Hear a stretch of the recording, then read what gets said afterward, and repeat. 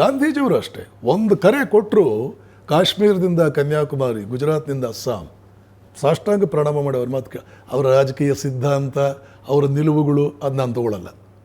ಹಿಂಗೆ ಯೋಚನೆ ಮಾಡಕ್ಕೆ ಬರಬೇಕಾಗಿದೆ ನಮ್ಮಲ್ಲಿ ಅಂತ. ನಾವು ವ್ಯಕ್ತಿಯನ್ನು ಸಾರಾಸಗಟಾಗಿ ಪ್ರೀತಿಸಬೇಕು, ಸಾರಾಸಗಟಾಗಿ ದ್ವೇಷಿಸಬೇಕು ಅನ್ನೋ ಲೆವೆಲ್. ನಮ್ಮ ಶತ್ರುವಿನಲ್ಲಿರೋ ಒಳ್ಳೆಯ ಗುಣವನ್ನು ನಾವು ಪ್ರೀತಿಸಬೇಕು. ಬಿದ್ದಿದ್ದಾನೆ ರಾವಣ, ಇನ್ನು ಕೆಲವು ಕ್ಷಣಕ್ಕೆ ಪ್ರಾಣ ಹೋಗುತ್ತೆ. ಲಕ್ಷ್ಮಣ, ರಾವಣ ಮಹಾವಿದ್ವಾಂಸ, ಹೋಗಿ ಅವನ ಹತ್ರ ಉಪದೇಶ ಕೇಳು, ಬುದ್ಧಿವಾದ ಹೇಳಿಸ್ಕೊ. ಆವಾಗ ಹೋಗಿ ಲಕ್ಷ್ಮಣ ಕೈ ಜೋಡಿಸ್ಕೊಂಡು, ನಮ್ಮ ಅಣ್ಣ ಹೇಳ್ತಾನೆ ಬಹಳ ದೊಡ್ಡ ಪಂಡಿತರಂತೆ, ನೀವು ಏನಾದರೂ ಉಪದೇಶ ಮಾಡಿ, ಕೈ ಜೋಡಿಸ್ಕೊಂಡು ಕೇಳ್ತಾನೆ. ನಾನು ಇದು 2 ನಿಮಿಷ ಬದುಕ್ತೀನಪ್ಪ, ಇವಾಗೇನು ಉಪದೇಶ ಮಾಡಲಿ, ಆದರೆ ಒಂದು ಜೀವನದಲ್ಲಿ ಕಲಿತೆ, ತಪ್ಪು ಮಾಡುವುದಕ್ಕೆ ನಾನು ಟೈಮ್ ವೇಸ್ಟ್ ಮಾಡದೆ, ಪೋಸ್ಟ್ಪೋನ್ ಮಾಡದೆ ನುಗ್ಗುತ್ತಿದ್ದೆ.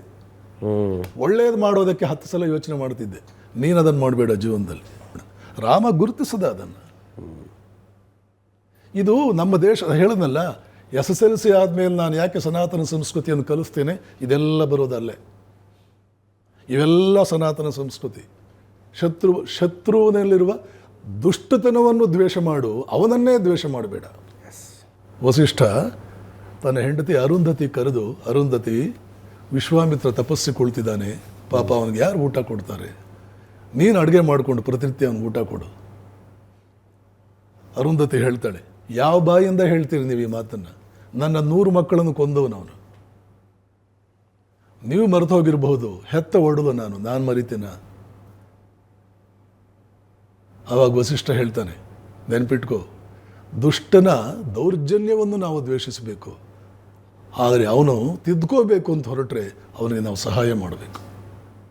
ನಾನು ಇನ್ನೊಬ್ಬರಿಗೆ ಮಾಡಿದ ಉಪಕಾರ ಮರ್ತು ಹೋಗ್ಬಿಡ್ಬೇಕು, ಇನ್ನೊಬ್ಬರು ನನಗೆ ಮಾಡಿದ ಅಪಕಾರವನ್ನು ನಾವು ಮರ್ತು ಹೋಗ್ಬಿಡ್ಬೇಕು.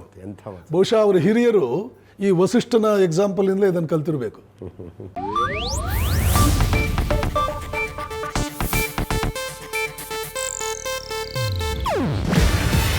ಇದು ಏಷ್ಯಾನೆಟ್ ನ್ಯೂಸ್ ನೆಟ್ವರ್ಕ್ ಪ್ರಸ್ತುತಿ. ನೀವು ನೋಡ್ತಿದ್ದೀರಾ ಏಷ್ಯಾನೆಟ್ ಸುವರ್ಣ ನ್ಯೂಸ್.